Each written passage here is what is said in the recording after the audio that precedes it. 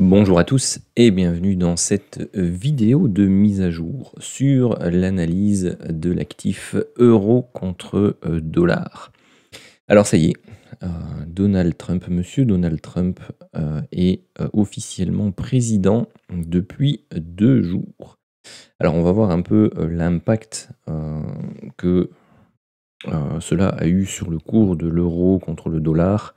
Et je vais revenir aussi sur les débuts, donc du cours euro-dollar lors de, la première investiture de, Donald Trump pour vous montrer un peu, et bien que, conjugué à un décompte héliotiste, conjugué à un niveau de support, chartiste intéressant et conjugué à une période, qui est, caractéristique, eh bien, on peut espérer un rebond assez intéressant de l'euro face au dollar. Alors bien sûr, ça va pas se passer en 2-3 jours, ça va prendre un certain temps, mais si Donald Trump envisage, comme lors de son premier mandat, de faire en sorte que le dollar reste à un niveau relativement faible, on va dire, donc pas que ce soit la devise la plus faible, mais limiter, on va dire, la force du dollar pour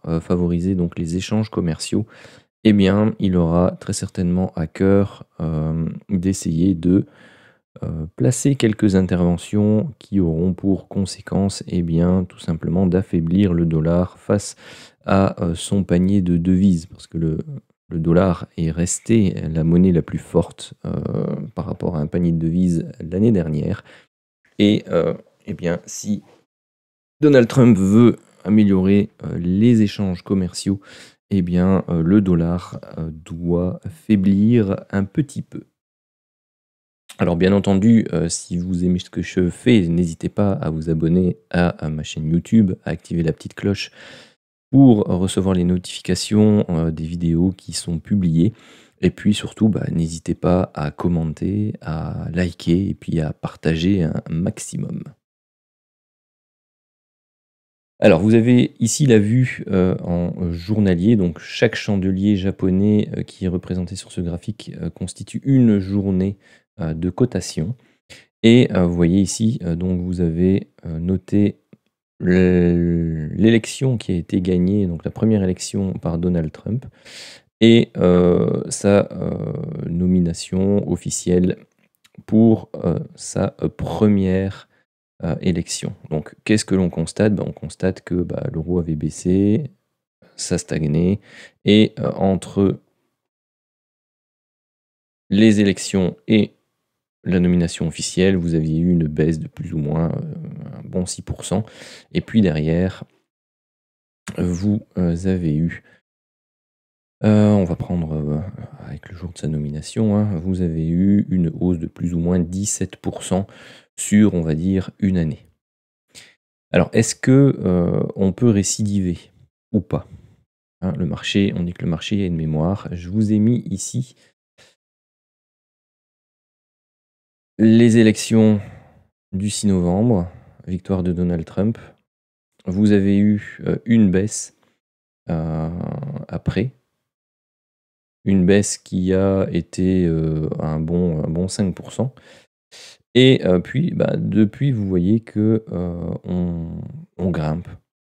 On grimpe et on a déjà, bah, repris depuis les plus bas un bon, on va dire 2,75 hem et si on se, projette pour aller rechercher par rapport au jour de l'élection un petit 17 je vais vous le mettre, ici, on se retrouve quelque part par là.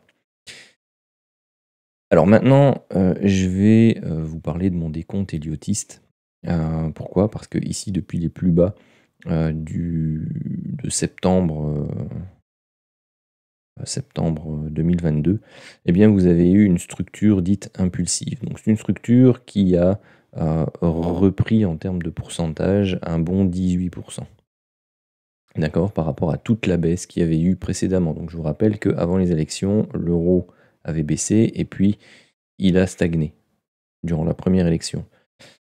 Deuxième élection, l'euro a fortement baissé et puis après il a stagné. Bon, on reprend une baisse. C'est un peu le même schéma, même si la structure est différente. Donc l'euro a repris de la force et puis ensuite il a temporisé. Donc structure caractéristique en vague d'Elliott, impulsion, latéralisation, correction. Alors moi ce qui m'intéresse c'est que bah, non seulement on est venu ici rechercher pile poil les 61,8% de retracement Fibonacci de toute la hausse, on est venu faire une première jambe de baisse que l'on va noter A, une structure correctrice, donc ça c'est impulsif, ça c'est correctif, qu'on va noter B en rouge, et puis derrière on a fait une seconde jambe de baisse que l'on va noter C et qui est elle aussi impulsive. Donc c'est une 5-3-5 dans le jargon elliotiste, c'est ce qu'on appelle en chartisme ou en Elliott un zigzag. Alors c'est un zigzag qui retrace 61,8, super. Il est sorti de son canal de latéralisation, donc il a fait une sortie et là il vient d'y re-rentrer. On est venu chercher une zone ici de support chartiste. Pourquoi? Parce que c'était une ligne de coup d'une sorte de tasse avec anse. Moi j'aime bien, celles-là je les appelle les tasses nordiques, donc c'est quelque chose de viking, les tasses de viking, donc vous avez la anse et puis quelque chose de fortement pointu. Et donc on est revenu prendre appui sur cette ligne de coup qui constitue au niveau réaction acheteur-vendeur une zone relativement importante. Alors maintenant, il va falloir observer ce qui se passe. On a une première zone qu'il faut franchir et sur laquelle on bute pour le moment, c'est la zone des 1,0460. Si on vient à casser à la hausse cette zone-ci, eh bien, on va pouvoir échelonner toute une série de zones relativement intéressantes pour aller rechercher des objectifs, dont la finale, hein, cette zone-ci, qui est une extension finalement de 100%, dans la zone des 100% de la vague A, appliquée au point bas ici de la vague C. Et donc vous avez des objectifs de type 1,20 à 1,2250. Donc voilà, moi je suis déjà en position ici. J'ai une petite position et voilà, on va mettre les objectifs clairement dans cette zone-là. Et on va continuer à analyser durant toute l'année 2026, voir un peu ce qui se passe, si l'euro-dollar réagit effectivement de la même manière que lors de la première élection, et donc si durant la première année ce second mandat de Donald Trump, eh bien, on a une réaction similaire. Donc bon, je suis rentré en position ici, j'ai mon stop win là. Bon voilà, je l'ai mis un peu haut, mais l'objectif c'est d'essayer de rester dans le mouvement. Il n'est pas improbable que l'on vienne retracer avant de repartir, hein. Donc si je vous remontre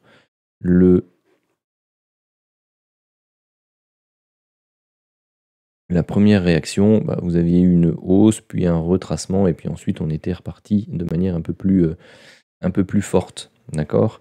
Il faut le temps, laisser le temps aux choses de se mettre en place, et puis au marché de se faire à l'idée et aux informations que M. Donald Trump va diffuser au cours des semaines qui viennent. Donc voilà ce que j'avais à dire. Oui, juste une petite dernière chose. Ici, vous avez la moyenne mobile, cette période hebdomadaire, donc la moyenne mobile sur les 7 dernières semaines. Et vous voyez que ici, on est venu casser à la hausse déjà cette moyenne mobile qui a servi de résistance ici durant toute la baisse, la dernière baisse, qui avait servi durant cette hausse-là, après le break, un support, un deuxième support, et puis ensuite, elle a craqué, il y a eu des setups de divergence baissier, hop, c'est reparti à la hausse, la baisse. Ici, on a pris appui sur les supports, décompte favorable, setup de divergence, même double setup de divergence ici sur l'indicateur. Vous avez eu donc dans mon système de trading, bon j'ai mes indicateurs perso qui sont affichés, donc vous avez des couleurs de bougies un peu particulières, et donc une bougie bleue signifie que on a enclenché un désir haussier assez intéressant que pour pouvoir être notifié. Et donc, en plus, il coïncide pardon, avec le break de cette moyenne mobile. Bon, bah, on a une résistance ici au-dessus de notre tête. Bon, on va peut-être temporiser un peu avant de venir la casser et de venir buter contre les 1,06. Voilà. En tout cas, si jamais l'euro-dollar corrige dans les jours qui viennent, eh bien, cela pourrait être une opportunité intéressante de pouvoir personnellement renforcer. Attention, ça ne constitue jamais un conseil en investissement, mais juste ma vision des choses. Moi, je l'utilise pour trader. Après, vous pouvez vous en inspirer, mais faites vos choix en âme et conscience, bien sûr, comme toujours. Donc si on vient retracer, il ne serait pas inintéressant pour moi de renforcer éventuellement la position avant un départ. Bon, le stop loss qui invalide cette vague C, bien entendu, c'est la cassure à la baisse des derniers plus bas ici. Et donc là, il faudrait réattendre un setup intéressant pour pouvoir retenter l'achat pour, et bien entendu, essayer de suivre le potentiel mouvement haussier qu'il y aurait sur l'euro-dollar durant cette année 2025. Sur ce, je vous remercie de m'avoir suivi et je vous souhaite à tous une excellente journée.